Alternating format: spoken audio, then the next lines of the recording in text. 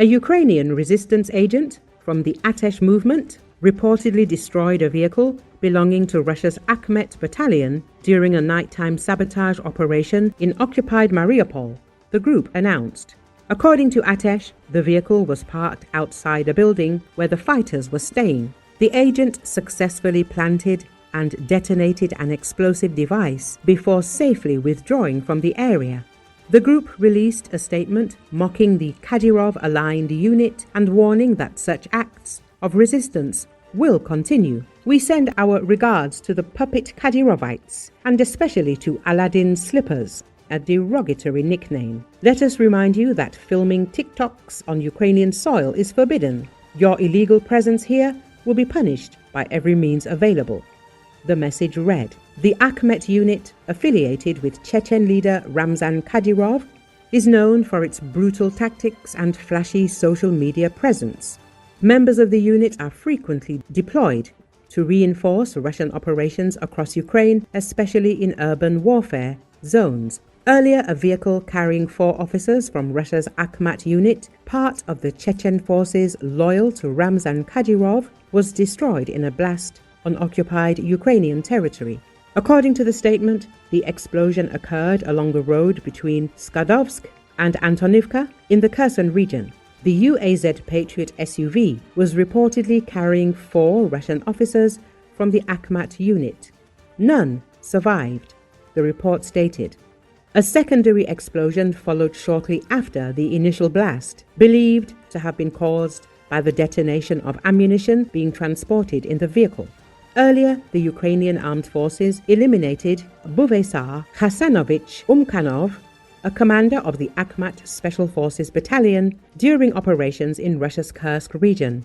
Umkanov, known by the call sign Tarzan, was killed during a strike on a command post where his unit was stationed. Umkanov served as a platoon commander in the Hunter Battalion of the 4th Akhmat Special Purpose Brigade, operating under the Russian Ministry of Defense. His unit was tasked with maintaining control over Russia's state border in the Kursk region. The Akhmat units, named after former Chechen leader Akhmat Kadyrov, are affiliated with Chechen Republic head Ramzan Kadyrov and have been integrated into the structure of Russia's armed forces since the beginning of the full-scale invasion of Ukraine.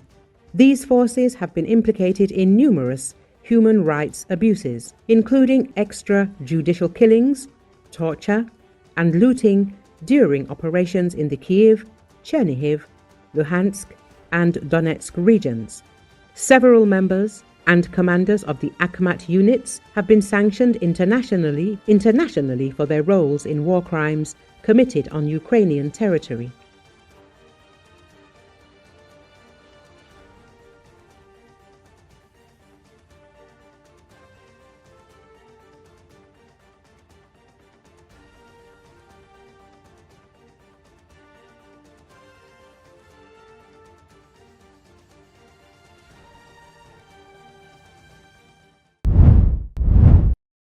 European Union foreign ministers on Tuesday welcomed the news from Washington that U.S. President Donald Trump will allow the EU to pay for American weapons to be sent to Ukraine, a stunning reversal of policy after previously antagonizing the bloc while sending overtures to Moscow.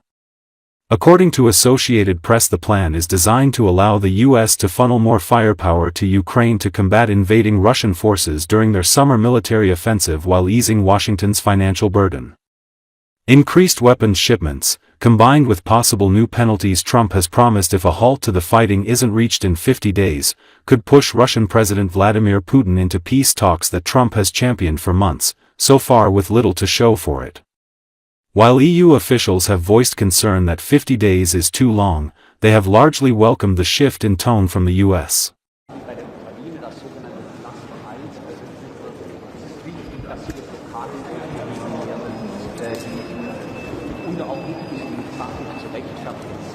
What we experienced yesterday with the new messages from Trump was very, very important in terms of acceptance of delivering weapon, but also the sanction scheme.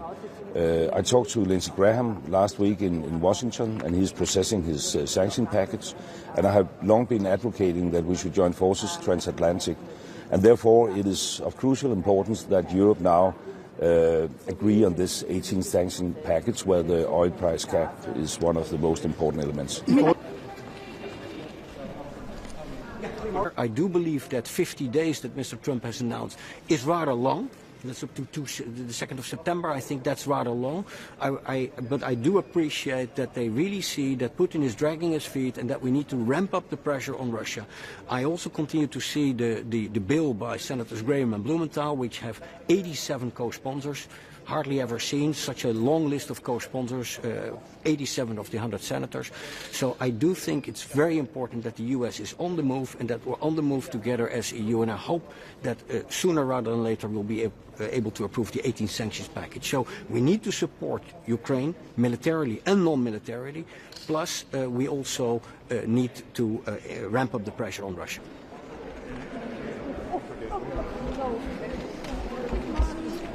We see that our current measures are not working yet, and we have to synchronize ourselves with Americans and with their timeline. We see that we're still in a dance for two with the United States. Not such an elegant way, but not well rehearsed, but we are still working and we have to invest into it.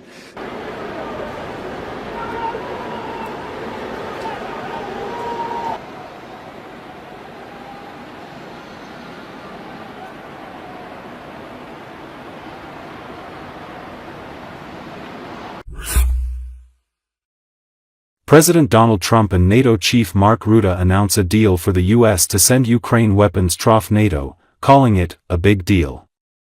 According to Associated Press, Rutte said that Europeans will buy weapons from the U.S. to equip Ukraine, saying that the armaments and equipment should cause Russian President Vladimir Putin to reconsider peace negotiations.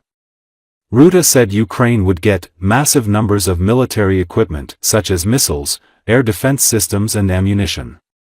Speed is of the essence here, said Rutte, noting that the goal is to move quickly. Rutte said Germany, Finland, Canada, Norway, Sweden, the United Kingdom and Denmark would be among the buyers to supply Ukraine. And we make the best equipment, the best missiles, the best of everything. The European nations know that. And we've made a deal today, and I'm going to have Mark speak about it, but we've made a deal today where we are going to be sending them weapons and they're going to be paying for them. The United States will not be having any payment made. We're not buying it, but we will manufacture it and they're going to be paying for it. Our last meeting of a month ago was very successful in that they agreed to 5%, which is more than $1 trillion a year, so they have a lot of money. And these are wealthy nations. They have a lot of money, and they want to do it. They feel very strongly about it, and we feel strongly about it, too. But we're in for a lot of money, and we don't want to do anymore, and we can't. But we make the best, and we're going to be sending the best to NATO, and in some cases to maybe, at Mark's suggestion, if we go to Germany, where they're going to send early on missiles, and they'll be replaced, and NATO is going to take care of it. It's going to be coordinated by NATO, and they're going to work very much with Matt Whitaker, who's right here, who's a great ambassador, and Matt's going to be coordinating. You better do a good job, Matt. I will.